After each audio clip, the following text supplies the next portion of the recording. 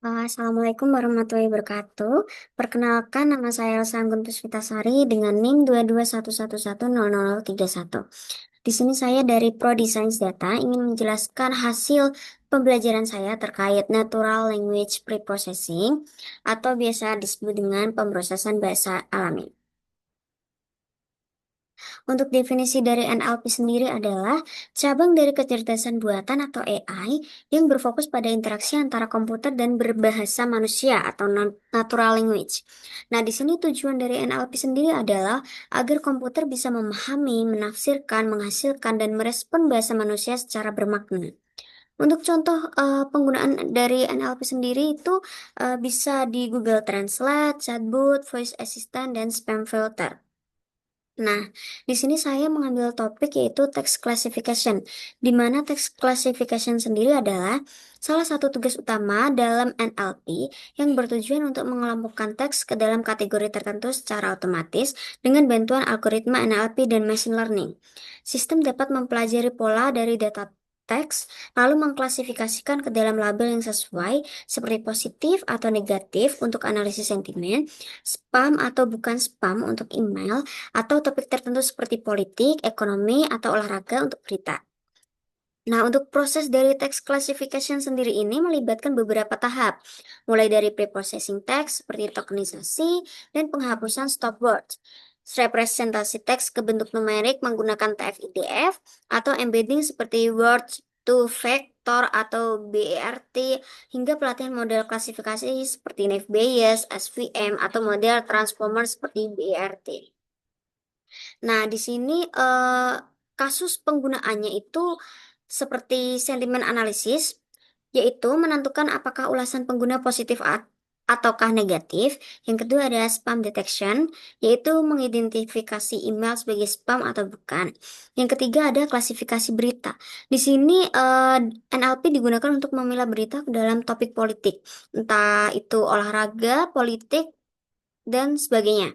Nah, di sini dataset dan tools yang digunakan untuk dataset sendiri itu bisa berupa review dari e-commerce, sentimen media sosial, klasifikasi topik berita. Terus untuk toolsnya itu bisa pakai Python, NLTK, dan scikit-learn. Nah, di sini untuk studi kasusnya saya mengambil teks classification pada e-commerce. Nah, untuk masalahnya sendiri, platform e-commerce itu seperti Tokopedia, Shopee, atau Amazon itu menerima ribuan review produk dari pengguna setiap harinya. Untuk timnya sendiri itu tidak mungkin untuk membaca satu persatu secara manual untuk diklasifikasi apakah sentimen itu termasuk negatif, positif, atau netral.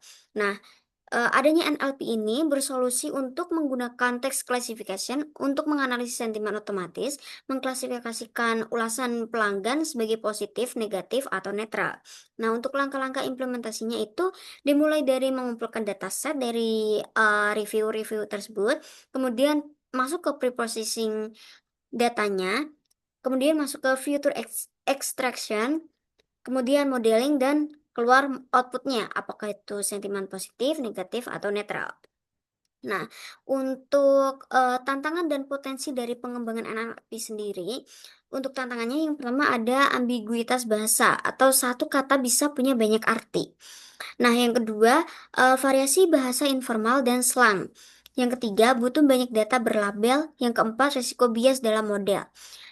Selanjutnya ada potensi pengembangan. Untuk NLP ini berbahasa daerah. Yang kedua, model multibahasa dan zero shot learning. Yang ketiga, integrasi NLP dengan AI multimodal, yaitu teks atau gambar atau suara.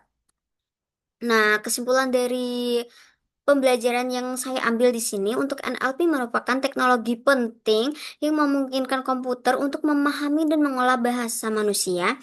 Salah satu penerapan utamanya adalah untuk text classification, yaitu untuk proses otomatis pengelompokan teks ke dalam kategori tertentu seperti sentimen, topik, atau jenis peran.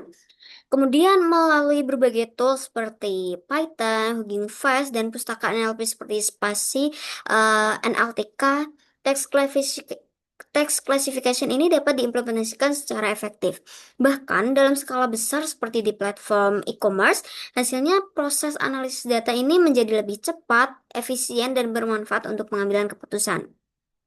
Meskipun masih menghadapi tantangan seperti ambiguitas bahasa dalam pelabelan dan kebutuhan data yang besar, NLP sendiri ini memiliki potensi yang besar untuk terus berkembang dan membawa dampak luas di berbagai bidang, mulai dari bisnis, pendidikan, hingga pelayanan publik.